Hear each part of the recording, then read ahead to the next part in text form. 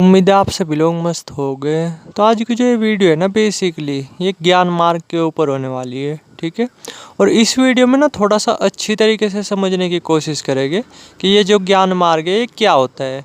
ये अपने आप में आसान मार्ग है या मुश्किल मार्ग है, किन लोगों के लिए ज्ञान मार्ग होता है और ज्ञान मार्ग में क्या क्या चीज़ें आती है, सब के बारे में ना थोड़ा सा डिटेल में समझने की कोशिश करेंगे।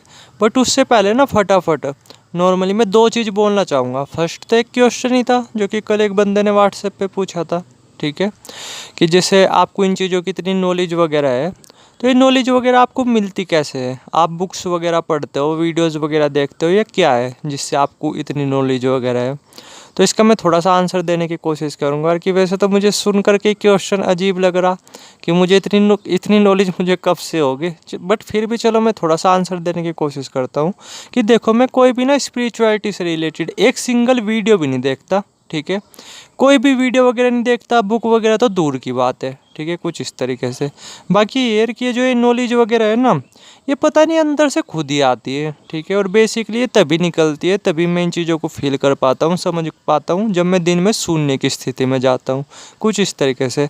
तो शायद आप ये मान सकते हो कि जितना भी मुझे कुछ नॉलेज वगैरह मिलती है ना, वो इसी शून्य की देन है, वो इसी शून्य की स्थिति में जाने पर मिलती है, समझ रहे। बाकी ये मैं कोई भी बुक वगैरह, कोई भी वीडियो वगैरह इससे रिलेटेड कुछ नहीं देखता, ठीक है। बस ये कि जो अंदर आ रहा होता है वो आप लोगों के साथ शेयर कर देता हूँ, जो कि मुझे सीखने को मिलता है जब मैं दिन में इसी स्टेट में जाता हूँ, शून्य की स्थिति में जाता हूँ, कुछ इस तरीके से। तो अगर आप मेरे ज्ञान का सोर्स पूछो तो यही है बेसिकली, ये शून्य की स्थिति, कुछ इस तरीके से। अब जो यानी कि दूसरी चीज़ पे आते हैं, और दूसरा ना मैं आप लोगों को एक सजेशन देना चाहूँगा जिनकी भी ये 40+ है, ठीक है।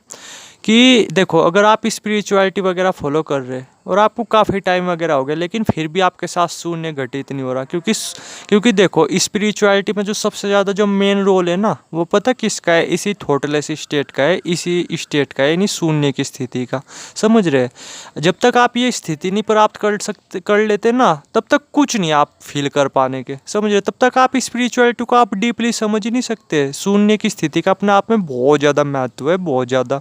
तो अगर आपके साथ शून्य वगैरह घटित नहीं हो रहा, आपको काफ़ी टाइम हो चुका है, 5 महीने, 6 महीने, 7 महीने, 1 साल, 2 साल, कुछ इस तरीके से, तो मैं तो यही बोलूँगा जितना जल्दी हो सके ना किसी एक्सपीरियंस पर्सन के टच में आ जाओ, ठीक है। क्योंकि आप कुछ ना कुछ गलती ज़रूर कर रहे हैं, वरना अब तक तो शून्य घटित हो चुका होता, समझ रहे मैं क्या बोल रहा, ठीक है।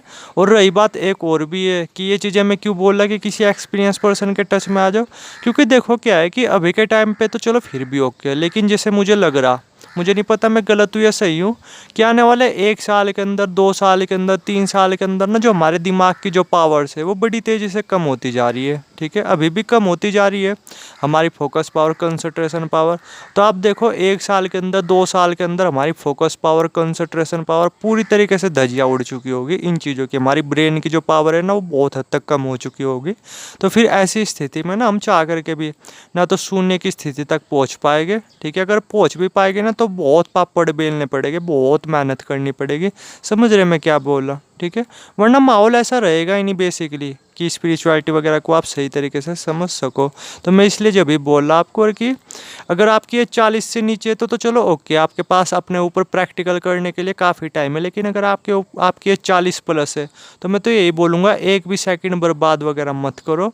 मैं ऐसे ऐसे ही नहीं सजेस्ट वगैरह करता, थोड़ा सा सोच करके देखना मैं ये चीज़ें क्यों सजेस्ट कर रहा, क्योंकि आने वाला टाइम ना, वो बहुत ज़्यादा बीमारियों का टाइम होने वाला है, ठीक है। तो इसलिए मैं बोल रहा कि आने वाले टाइम में ना माहौल नहीं बन पाएगा कि हम स्पिरिचुअलिटी को सही तरीके से समझ सके। तो इसलिए मैं थोड़ा सा बस एक सजेशन दे रहा, और कुछ नहीं। कि अगर आपको ऑलरेडी से काफ़ी टाइम हो चुका है ना, 3 महीने, 4 महीने, 6 महीने, 1 साल, 2 साल, और फिर भी आपके साथ शून्य घटित नहीं हो रहा, तो इसका मतलब ये कि आप बहुत मेजर मिस्टेक वगैरह कर रहे हैं। तो खैर लक्की मान करके चलो आप अपने आप को, कि आपको नुकसान वगैरह नहीं देखने को मिल रहे, ठीक है।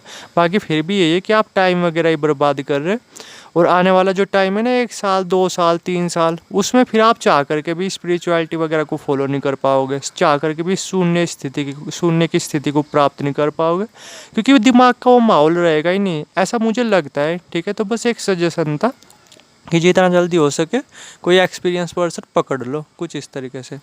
अब जो है नहीं कि थोड़ा सा इसके बारे में बात करते हैं कि जो ये ज्ञान मार्ग है ये क्या होता है।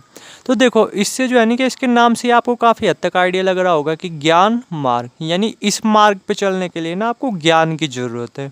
ठीक है, आपके अंदर ज्ञान की भूख होनी चाहिए, कुछ इस तरीके से। और जब तक ये ज्ञान आपके अंदर होगा नहीं ना, तब तक जो है नहीं कि आप इस रास्ते पे चल ही नहीं सकते। अब क्वेश्चन आता है ये कि ये ज्ञान फिर प्राप्त किस तरीके से होगा। तो उस ज्ञान को प्राप्त करने के लिए ना आपको वेदों का अध्ययन करना पड़ेगा, ग्रंथों का अध्ययन करना पड़ेगा। समझ रहे मैं क्या बोला? ठीक है, उपनिषदों इनका अध्ययन करना पड़ेगा, तब जा कर के आपको बहुत हद तक नॉलेज मिलेगी इस मार्ग पे चलने के लिए। ठीक है, मेनली तो यही है कि मेनली जो है नहीं कि आपको अगर आपको इस मार्ग पे चलना है तो आपको बेसिक ये नॉलेज तो होनी चाहिए। ठीक है, कि हमारा जो मन है वो किस तरीके से काम करता है, विचार किस तरीके से काम करते हैं, बॉडी किस तरीके से काम करती है, फीलिंग इमोशंस किस तरीके से काम करते हैं। ठीक है, ये बेसिक रिक्वायरमेंट है इस रास्ते पे चलने के लिए। जब तक ये नॉलेज नहीं आपको होगी ना, डीपली नॉलेज नहीं होगी, तब तक आप इस रास्ते पे चल ही नहीं सकते। तो क्या होगा कि अगर आपको इस रास्ते पे चलना है, या फिर इस रास्ते पे अगर जो भी बंदा चलना चाहे, तो पहले क्या करना होता है कि पहले जो है ना कि आपको कुछ बेसिक इन्फॉर्मेशन इकट्ठी करनी पड़ेगी।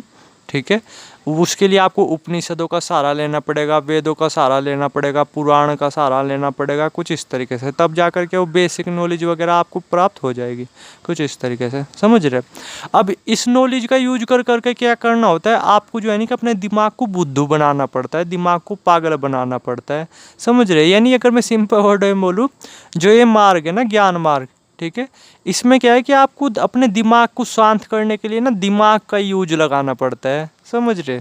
अपने आप में ये काफ़ी ज़्यादा मज़ेदार भी है और काफ़ी ज़्यादा मुश्किल भी है, क्योंकि क्या होगा कि आप जो है ना कि अपने दिमाग, मान लो कि आपका दिमाग अशांत है और आप अपने दिमाग को शांत करने जाओगे, ठीक है, उस नॉलेज के साथ, तो क्या होगा, कभी तो आपका दिमाग आपको पटक देगा। ठीक है, कभी क्या होगा, आप अपने दिमाग को पटक दोगे। समझ रहे मैं क्या बोल रहा? काफ़ी मज़ेदार चीज़ है ये ज्ञान मार्ग। क्योंकि देखो क्या है कि कुछ टाइम तक तो मतलब पहले तो क्या था कि पहले तो मैं चला ज्ञान उस पे, मतलब ध्यान मार्ग पे। ध्यान मार्ग के थ्रू मुझे बहुत ज्ञान वगैरह प्राप्त हुआ। ठीक है, काफ़ी नॉलेज, काफ़ी कुछ सीखने को मिला। तो आज के टाइम पे क्या है, मैं बेसिकली ज्ञान मार्ग पे ही चल रहा। समझ रहे? तो ऐसा मेरे साथ भी होता है कि मान लो कि मेरा दिमाग अशांत है, तो मैं जो है नहीं कि अपने दिमाग को समझाने लगा उसी नॉलेज के बेस पे। तो क्या होता है, 10 में से 8 बार तो मैं कामयाब हो जाता हूँ, बट 2 बार वो मुझे पटक ही देता है। 2 बार ऐसा होता है कि मैं अपना दिमाग वगैरह शांत नहीं कर पाता, तब जा कर के मुझे फिर से ध्यान वगैरह का सहारा लेना पड़ता है। समझ रहे मैं क्या बोल रहा? तो इस मार्ग पे ऐसा ही होता है कि पहले आपको नॉलेज वगैरह चाहिए होती है, और फिर उस नॉलेज का यूज कर करके आप अपने दिमाग को शांत करते हो, अपने दिमाग को पागल बना करके उसे शांत करने की कोशिश करते हो। समझ रहे मैं क्या बोल रहा? कुछ इस तरीके से। तो उम्मीद है कुछ चीज़ें तो आपके समझ में आई होगी। अब थोड़ा सा ये समझने की कोशिश करते हैं कि ये जो है नहीं कि ये मार्ग किसके लिए होता है बेसिकली ज़्यादातर। ठीक है, ज्ञान मार्ग तो ये बेसिकली ना उन लोगों के लिए होता है जो प्रॉब्लम सॉल्वर होते हैं। समझ रहे?